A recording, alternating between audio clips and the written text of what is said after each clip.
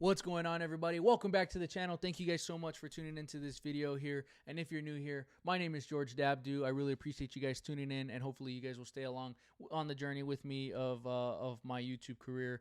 Before we start the Dana White Contender Series video, if you haven't seen my last one, go and check it out. It's titled My Best Video Yet. The reason being, I felt like everybody can draw some sort of inspiration or feel some type of relation to what I was talking about in that video. I was really scared to start this YouTube stuff.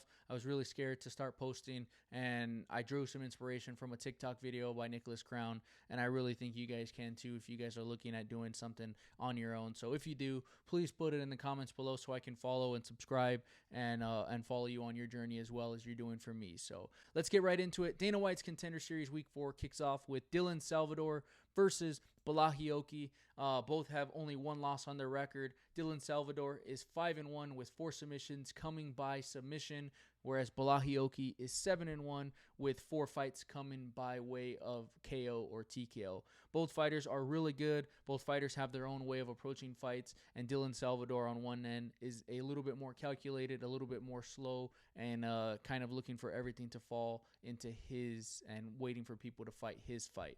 Now, Balahioki is a little bit more pressured and will bring the fight to you. I really like that about him, and getting him at plus money here as we move over to the DraftKings screen.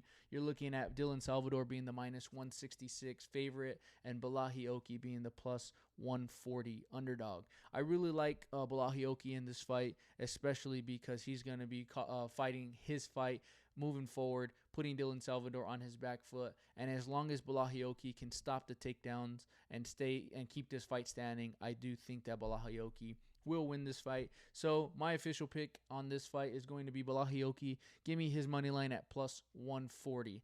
Now moving on to the second fight of the night, you're looking at Chandler Cole versus Thomas Peterson. Both have great records. Chandler Cole is a 2022 The Ultimate Fighter alum. He was on season 30 of Juliana Pena and Amanda Nunes. He is 10-3, whereas Thomas Peterson is 7-1 and is coming in as a huge favorite on this fight, being a minus 345, which has fallen from the minus 750 that he began with.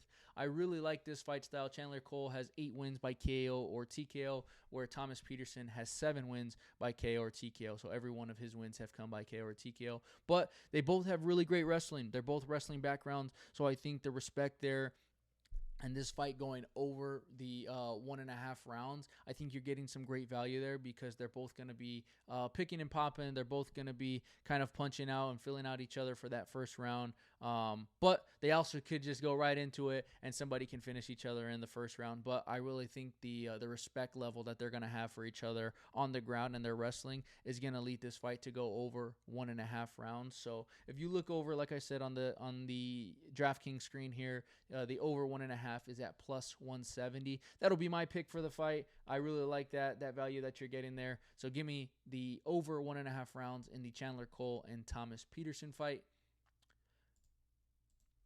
Moving on to the third fight of the night, I really like this fight. Timothy Kwamba versus Mateo Vogel. And Timothy Kwamba is 6-1, and his only loss actually coming from Ivan Tena, who is from Tucson. So good luck to him in his career. I really like the way that he fights, and I still believe he is either fighting with Combate Global or LFA. So I hope we see him on either Dana White's Contender Series or some sort of feeder program into the UFC, because I think he will do really well.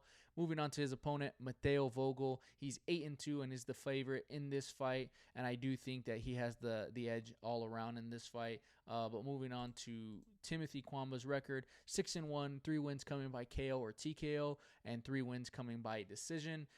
Looking at this record, he hasn't fought in over 6 months, I believe, is his last fight. So when you're looking at this, I really do favor towards Mateo Vogel, who has 5 wins by submission, and Timothy Kwamba's only loss is by submission by Ivan Tena. So you look at Mateo Vogel, he's got 5 wins by submission. I really like the value that you're going to be getting. So if you move on over into the Mateo Vogel and Timothy Kwamba on DraftKings, you get a double chance. If you go to the winning method here and you type in or you look at Mateo Vogel by KO TKO, or submission at plus 110. That's probably going to be the pick that I'm going to be going with. I like the value there. Mateo Vogel has shown that he can stop the fight, whether KO or TKO, with one win coming by that win, or submission with 5 of those coming by submission. So give me Mateo Vogel by KO, TKO, or submission at plus 110. That's the pick that I'm going to be having for this fight. Now, if we move on to the co-main event of the evening,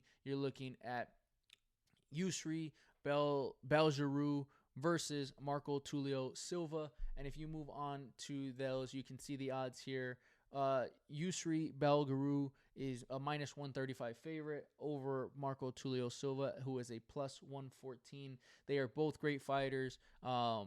Yusri Belgiroux, if we click into here, has fought Israel Adesanya 2 times in Glory Kickboxing and has fought Alex Pereira 3 times, beating him once in Glory Kickboxing as well. He's got great kicks. He's really tall. He's 6'5". He's got a 79-inch reach when you're looking at his opponent, who's also very tall. He's 6 foot, but has a 74-inch reach, has a 5-inch reach advantage, has a 5-inch height advantage. I really think that the competition that Yusri Belgiroux has fought may help him win this fight. I ultimately don't have a pick in this fight because I really don't know who's going to win.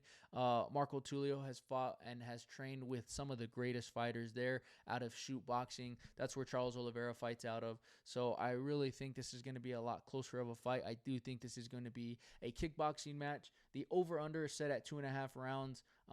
If I were to have a lean here, give me Yusri Belgiroux at minus 135. I really think that's a pretty good value for somebody who's fought some high-level competition, but you can't count out Marco Tulio Silva. But moving on into the last fight of the night, and you're looking at Carlos Prates versus Mitch Ramirez, and I don't think this fight is going to be close at all. I really like Carlos Prates in this fight. He's a minus 270 favorite at this point in time. He's got great kicks, strong kicks. He's a southpaw fighter, and Mitch Ramirez is mainly a orthodox fighter. And going back to their records, Carlos Prates is 16-6 with 11 wins coming by KO or TKO, and Mitch Ramirez is 7-0 with 4 wins coming by KO or TKO. You're looking at these fighters; they both have great stand-up. They both have great kicks. Where Mitch Ramirez did stop his last fight by leg kicks, but they were both orthodox fighters. Carlos Prates is a southpaw fighter, so he won't have that opportunity to attack the leg unless Mitch Ramirez fights out a southpaw, which Carlos Prates has the high advantage. I do think he is going to be the better striker in this fight.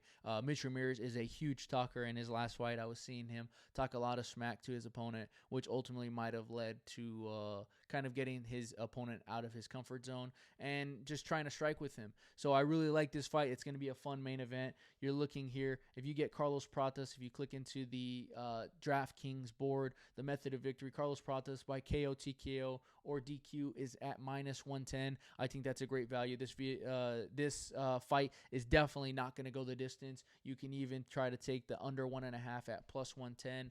Ultimately, what I'm going to try to do is get some value. Carlos Prates to win, and the under 1.5 rounds at plus 140. If you go to the fight parlays here on DraftKings.com, you're going to go right into here, and you're going to go to fight Carlos Prates to win and under 1.5 at plus 140. I think that's great value. Thank you guys so much for watching this video. I really appreciate you guys staying to the end. And if you haven't already, please subscribe, like this video, comment below what you would like to see. I really appreciate you guys tuning into this video. We'll see you guys on the next one. Thank you so much.